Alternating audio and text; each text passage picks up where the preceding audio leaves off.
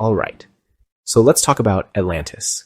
Yeah, the legendary sunken city that's been the world's greatest historical what-if since Plato first dropped the story. Over 2,000 years ago, some people think it was just a fable to warn us about hubris. Others? They've spent lifetimes trying to find the real thing. But what if I told you there's new evidence that might actually point to Atlantis hiding beneath the Atlantic Ocean, just like the legend says? Here's the scoop. North of the Canary Islands, off the coast of Spain, a team of scientists has discovered a massive submerged mountain. They're calling it Mount Los Atlantes.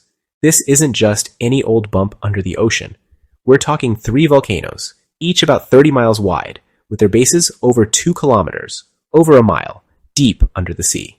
And, get this, some of the beaches from these old islands are still there, just sitting about 200 feet below the surface. It's wild. During the last ice age, when sea levels were way lower, these volcanoes would have been visible as islands in the Atlantic, maybe even home to some kind of civilization, or at least some pretty adventurous wildlife. Scientists say these volcanoes were part of an island chain east of Lanzarote, dating back a mind-blowing 56 million years.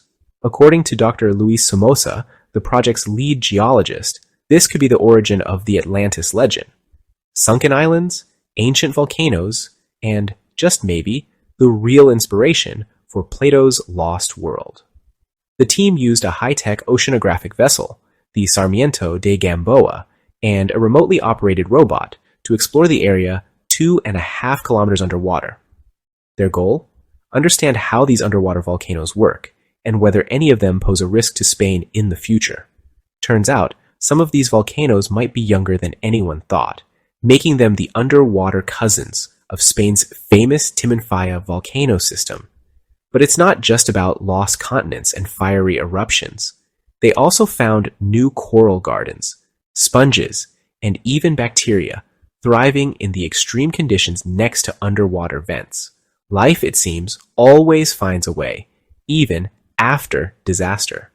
So, have we finally found Atlantis? Maybe not the city of gold and crystal palaces, but this discovery brings us closer to understanding why Plato's story has survived for so long. The legend of Atlantis might not be pure fiction after all. Now, the deeper we dive, the more history comes bubbling up from the dark. So, what do you think? Is Atlantis just a story? Or is it a memory written in stone beneath the waves? Let me know in the comments.